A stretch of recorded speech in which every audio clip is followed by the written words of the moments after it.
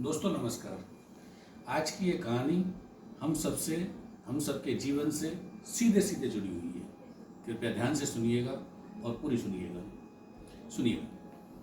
एक व्यक्ति, उसकी 4 बीवियां थीं, 4 पत्नियों। चौथी जो पत्नी थी उसे वो बेहद प्यार करता था, बहुत ज़्यादा उसका ख्याल रखता था। वो रिस्पॉन्स करती नहीं करती, लेकिन वो पूरी तरीके से उसे हर चीज़ का ख्याल रखता, हमेशा उसकी देखभाल करता। जो तीसरी पत्नी थी उसका भी वो बहुत प्यार करता था, उसका भी बहुत ख्याल रखता था। उसे आशंका रहती थी हमेशा कि कहीं ये चली ना जाए, मुझे छोड़ कर ना चली जाए, कोई ले ना जाए, कोई इसको चुरा ना ले, मुझसे ले ना जाए। वो उसे सेफ करके रखता था, जितना हो सकता था सुरक्षित रखता था, उसका ख्याल रखता था, उसे बहुत प्यार करता था। उसकी जो दूसरी पत्नी थी उसको वो सामान्य तौर पे व्यवहार रखता था, जैसा उधर से वो रेस्पॉन्स करती थी वैसा वो उसको पलट के रेस्पॉन्स करता था, उसको पूरा ख्याल रखता। लेकिन जहाँ तक संभव हो सके वहाँ तक वो उसे निभाने की कोशिश करता, नहीं निभ पाता तो छोड़ देता। और उसकी जो पहली पत्नी थी वो उसके प्रति पूरी तरीके से उदासीन रहता, उसकी तरफ ध्यान ही नहीं देता, जबकि वो हमेशा उसके साथ रहती, हमेशा उससे बात करती, हमेशा उसके साथ रिस्पॉन्स करती, लेकिन वो ध्यान ही नहीं देता था, उसकी बातों को कभी सुना ही नहीं करता था। कभी कभार कोई विशेष प्रयोजन में, कोई शादी विवाह में, कोई फंक्शन में, कोई पूजा पाठ में उसके साथ होना भी पड़ता था तो बेमन से थोड़ी देर के लिए होता था और फिर उसे अवॉइड कर देता था। इसी तरीके से जीवन चलता रहा, पूरा जीवन निकल गया। जीवन के अंत समय में, जैसा कि हम सभी के साथ होता है, एक ना एक दिन हम सभी को जीवन में ऐसे स्थिति का सामना करना पड़ता है जब शरीर थक जाता है, जब अंतिम समय आता है। उस अंतिम अवस्था में उसने सोचा कि अब जाने का समय आ गया है, तो मैं देखता हूँ कि मेरे साथ कौन कौन ऊपर जाएगा। उसने अपनी चौथी पत्नी को पुकारा, उससे पूछा अब हमारा जाने का समय आ गया है, क्या इस लोक से आप हमारे साथ परलोक जाएंगी? उसने कहा मैं तो अभी आपका साथ लगभग छोड़ दिया है, मुझे पता है आपका जाने का समय आ गया, तो साथ जाने की तो बात दूसरी है, मैं तो अभी जीते जी भी आपके बहुत ज़्यादा काम नहीं आने वाली।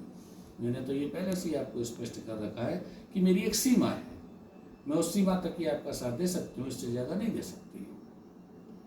असल में वो जो चौथी पत्नी थी वो उस इंसान का शरीर था, जिसकी देखभाल पहले दिन से यहाँ तक हर पल हर समय, जरा भी खरोंच आ जाए तो डॉक्टर को दिखाना, जरा भी अस्वस्थता आ जाए तो डॉक्टर को दिखाना, दवाइयाँ लेना और तमाम तरह के सौंदर्य प्रसाधन उसके लिए इस्तेमाल करना पूरे जीवन करता रहा। लेकिन जाने से भी पहले उसने उसका साथ छोड़ दिया। उसकी जो तीसरी पत्नी थी,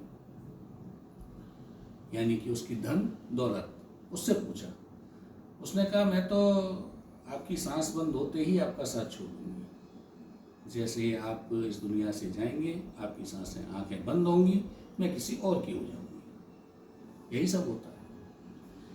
उसकी जो दूसरे नंबर की पत्नी थी, यानी कि उसके पति पत्नी, बेटे बेटी, माँ बाप, यार दोस्त, नाते रिश्तेदार, ये सब, ये उसकी दूसरी पत्नी थी। उनसे पूछा, उन्होंने कहा कि हमारी एक सीमा है, हम ज़्यादा से ज़्यादा शमशान तक तुम्हारे साथ जा सकते हैं, उसके बाद ये यात्रा तुम्हें अपने आप पूरी करनी होगी, उससे ज़्यादा हम आपके साथ नहीं चल सकते। उसको समझ आया, तभी उसने कहा चलो, मैंने कभी ध्यान तो नहीं दिया पर पहले से भी पूछ लेते हैं। वो उसके पूछने से पहले आ गई, क्योंकि मैं तेरे साथ चलूँगी, इस लोक में हमेशा मैं तेरे साथ रही, हर पल तेरे साथ रही, तूने मुझ कभी ध्यान नहीं दिया, मैं परलोक में तेरे साथ चलूँगी मरने के बाद में। असल में वो पहली पत्नी उसकी आत्मा थी। आत्मा हमेशा हमें हर पल हमारे साथ रहती है, हमेशा हमें रिस्पॉन्स करती है, हमेशा हमें सही गलत का ज्ञान कराती है, लेकिन हम उसकी तरफ कभी ध्यान ही नहीं देते। लेकिन वही सही मायने में इस लोक से परलोक तक के सफर में हमारे साथ रहती है, बाकी सब माया है। इस माया से अंतिम समय में जाकर हम सबको भान होता है, ज्ञात होता है। इससे पहले कि वो सब समय हमारे साथ आए, हमारे सामने आए, हमें समझ लेना चाहिए और अपनी आत्मा के साथ थोड़ा समय जरूर बिताना चाहिए।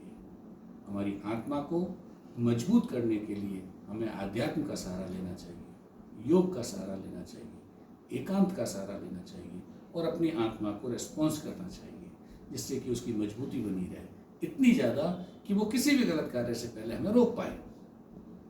हमें उसकी बातों को अनसुना नहीं करना चाहिए, अवॉइड नहीं करना चाहिए। यही हमारी आज की कहानी का सार है, जो कि हम सबके जीवन से जुड़ा हुआ है। हमें उम्मीद है आज की कहानी आपको पसंद आई होगी। अगले हफ्ते एक नई कहानी के साथ फिर मिलेंगे। नमस्कार।